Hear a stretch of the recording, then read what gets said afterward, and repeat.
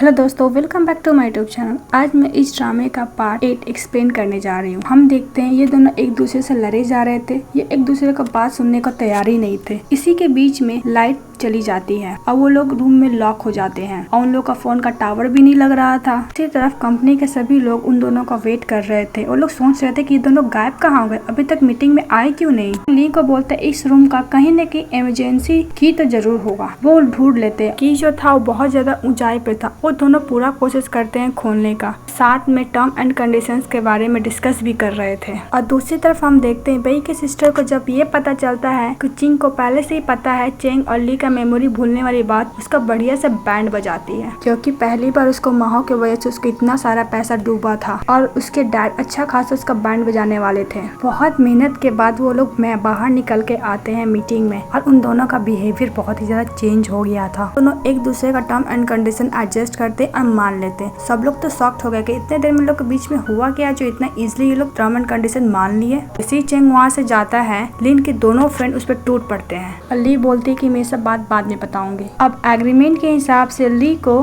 3 साल के लिए चैंग के अंडर काम करना होगा। वो उसकी कंपनी का वाइस प्रेसिडेंट बनने वाली थी और चैंग उससे एक एक बात का बदला लेने वाला था। जेनी चेंग को वार्न करती है कि उससे पंगा मत लो, तो लिन बोलती है कि टेंशन मत लो यार, चिंग वैसे भी चेंज हो गया, हम दोनों के बीच में कोई भी लबी डबी वाला कुछ कहानी नहीं है, बस हम लोग बॉस और सिक्योरिटी है। वैसे भी हम ऑफिस में जाने के बाद वो मुझसे बदला लेने ही वाला है, मुझे पता है। जाकर उसकी फ्रेंड को उस पर ट्रस्ट होता है। फिर हम देखते हैं नाइट में मई आती है चैंग के पास उसके ऊपर डोरे डालने के लिए। उसके लिए खाना वाना लेकर आई थी। वहाँ पे उसको पता चलता है अब जो ली है उसी का इक्वली पावर में काम करने वाली है उसी ऑफिस में। मई चेंग पे गुस्सा करने लगती है कि तुमने मुझे एक बार भी पूछा भी नहीं इसके बारे में। वैसे भी जो कंपनी बचा हुआ ना मेरी वजह से बचा हुआ है। इतना राइट तो है कि मैं डिसाइड कर सकता हूँ किस एम्प्लॉय को हायर करना है, किस एम्प्लॉय को फायर करना है। मई पर बोलती क्या उसको अंदर ही अंदर बहुत ही ज्यादा गुस्सा आ रहा था। वो अपने आदमियों को ली के पीछे पूरी तरीके से लगा देती है उसका पूरा डिटेल जानने के लिए, वो आगे क्या करने वाली है उस पर नजर रखने के लिए।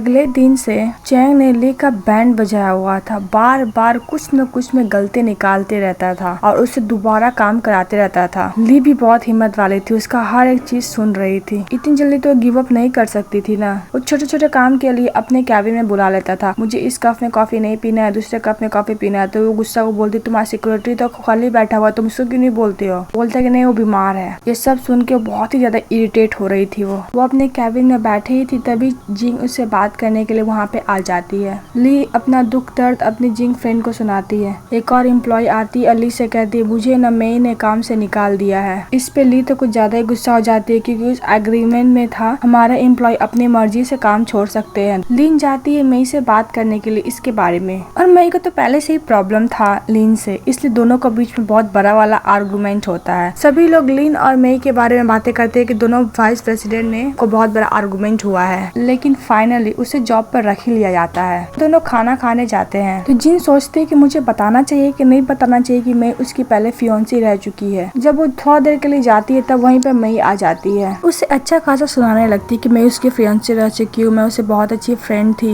लिन किसी चीज में पीछे नहीं थी, वो अच्छे से जवाब दे रही थी। वो बोलती है कि तुम अगर इतना ही अच्छा उसकी फियोंसी रह चुकी है, फ्रेंड रह चुकी है, तो प्लीज उसको बोलो ना कि मेरा पीछा छोड़ दे। वही की सिस्टर घर जाती है तो उसके डैड एज यूजुअल उसका बैंड बजाते हैं। उनकी फैमिली को लगता था कि लड़कियां लोग काम नहीं कर सकती है, पैसा नहीं कमा सकती है, वो नॉर्मल सा शादी करके घर ही बसा सकती है। इसी के खिलाफ थी वेई की सिस्टर। लोगों को क्या लगता था कमेंट बॉक्स में प्लीज बताइएगा, लड़की लोग क्या कमा नहीं सकती है। वो भी अपने डैड से अच्छा खासा लड़ाई करती है। ली और सिंह इतने दिनों से साथ थे तो चेंग तो ऑलरेडी चेंज हो चुका था, थोड़ा थोड़ा सही। ली से जब फाइल नहीं उतर रहा था चेंग आता है उसके लिए फाइल उतारने के लिए। लिन हमेशा की तरह फिर से उसको गलत समझ लेती है। वो बोलती कि देखो मैं क्लियर कर दे रही हूँ हमारे बीच में ऐसा कुछ नहीं है, पहले था पर अब मेरे अंदर तुम्हारे लिए अब कोई फीलिंग नहीं बचा है। मैंने तुमसे झूठ बोला था कि मैं तुम्हारी फियोंसी, पर मैंने तुम्हारे भलाई के लिए बोली थी, लेकिन हो गया तुमसे मुझे प्यार। पर टेंशन मत लो, अब मेरे अंदर तुम्हारे लिए कोई फीलिंग नहीं है। और बोलता कि मुझे भी ना तुम नॉर्मल एम्प्लॉय की तरह ट्रीट करो।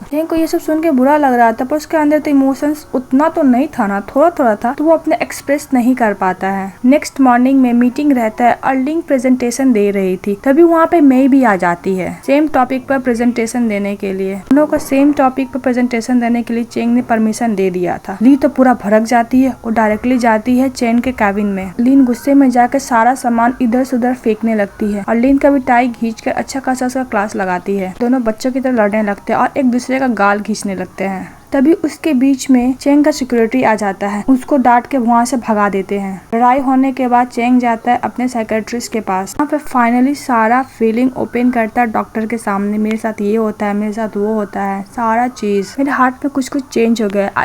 ये सब सुन के चेंग का सिक्योरिटी कुछ ज्यादा ही ध्यान से सुन रहा था, क्योंकि पहली बार अपने बॉस का फीलिंग जो सुन रहा था। उसकी साइकेट्रिस्ट बोलती है कहीं ना कहीं तुम्हारे अंदर ली के लिए फीलिंग आ गई है। नेक्स्ट मॉर्निंग में मेई लीन से मिलने के लिए आती है। वहाँ पे फिर से झगड़ा होने ही वाला रहता है, पर सिचुएशन के समझ के लीन संभाल लेती है। वहाँ पे मेई लीन को बताती है चेंग की एक बीमारी है जो कोई भी इमोशन वो फील नहीं कर सकता है, इसलिए बहुत ज्यादा रूड बिहेवियर करता है, तुम उसके बातों को बुरा मत मानना। मेई के जाने के बाद लीन अपने बिजनेस पे काम किए जा रही थी। कुछ देर बाद वहाँ पे चेंग आता है। नॉर्मल बॉस और एम्प्लॉय के लोगों की तरह बातें करते हैं और प्रॉब्लम को सॉल्यूशन खोजते हैं, और लीन उसका प्रॉब्लम का सॉल्यूशन भी कर देता है। ली बहुत ज्यादा खुश हो जाती है। इसी बात पे ली उसको ट्रीट देती है। तभी चेंग का शर्ट का बटन टूट गया था, तो लीन अपना हेयर रबर बैंड उसमें लगा देती है। चेंग ये सब देखकर बहुत ज्यादा खुश हो रहा था। लीन भी सिंसियरली झूठ बोलने के लिए उसे माफी मांगती है, तो चेंग बोलता ओके कोई बात नहीं है। लीन सोचे चलो अच्छा है, दिन में तो इसका दिमाग खराब रहता है, कम से कम रात में तो ठीक रहता है, नॉर्मल लोगों की तरह बातें करता है। लीन नेक्स्ट मॉर्निंग काम करके थक जाती है, वो अपने लिए कॉफी बनाती है। चेंग उससे कॉफी ले लेता है, बोलता है ऐसा शक्ल क्यों बनाई है, चलो एक्सरसाइज करने के लिए। एक्सरसाइज करने के बाद वो शावर लेके आती है, उसका हेयर गीला रहता है, तो चेंग उसको बोलता है चलो मैं तुम्हारे हेयर को ड्राई कर दूंगा। पहले तो मना करते, फिर वो मान जाती है। लीन को पहले वाला मोमेंट याद आने लगता है, किस तरह चेंग उसका प्यार से हेयर ड्राई किया करता था। दूसरी तरफ हम देखते हैं कि उन लोग का फ्रेंड और सिक्योरिटी ये लोग को देखे जा रहे थे, तो ज्यादा ही मजे ले रहे थे दोनों का। इस चक्कर में चेंग तो लीन का बाल ही जला देता है, तो वहाँ से गुस्सा करके वहाँ से चली जाती है। गुस्से में उन चारों को घूरता है ना, तो चारों वहाँ से भाग जाते हैं। दूसरी तरफ हम देखते हैं लीन वही के सिस्टर से बातें करने जाती, उसको अच्छे से समझाती है कि ये सब प्रॉब्लम ऐसा कुछ नहीं है, तो वही की सिस्टर भी उससे इम्प्रेस हो जाती है। बोलती है हाँ तुम्हारा भाई से शादी करने के बाद मुझे उतना भी घाटा नहीं होगा। वहाँ से जा रही थी, तभी वहाँ पे एक लड़का दिखाई देता है। एक्चुअली में ये वही लड़का था जो ली के ऊपर नजर रखा हुआ था, लेकिन वो झूठ बोल देता है कोई न्यूज रिपोर्टर है। ली बेचारी उसकी हेल्प करने लगी थी, क्योंकि उसका कैमरा टूटा हुआ था ना, वो उसे रबर बैंड लगाकर उसको बांध रही थी। ये सब देख रहा था चेंग, और उसे होने लगता है जलन। जब वो लड़का उसे नंबर मांगता है तो चेंग पर गुस्सा आता है, उसको लेकर वहाँ से चला जाता है। गुस्सा होकर उसको रबर बैंड देने लगता है। लिन को तो समझ में नहीं आ रहा था कि चेंग जेलस हो रहा है, उसे लग रहा था कि इसकी बीमारी फिर से हो रहा है क्या। लिन को तो समझ में नहीं आता मैंने ऐसे किया कि इतना भड़क क्यों रहा है मेरे ऊपर ये। उसी टाइम पुलिस ऑफिसर आता है, बोलता है कि केस के बारे में हमें तुम दोनों से बातें करने हैं, तुम दोनों को पुलिस स्टेशन चलना पड़ेगा, और उन लोगों को लेकर जाता है वहाँ से। नेक्स्ट सीन में हम देखते हैं वही वैसे ही ढक्कन था, वो फ्रॉड कंपनी के साथ डील कर लिया था। वो आधा ही एग्रीमेंट जिन को पढ़ने के लिए दिया था, और बाकी दूसरा एग्रीमेंट बिना पढ़े ही साइन कर दिया था। पहले तो बहुत ही ज्यादा गुस्सा करती है वही पे, उसका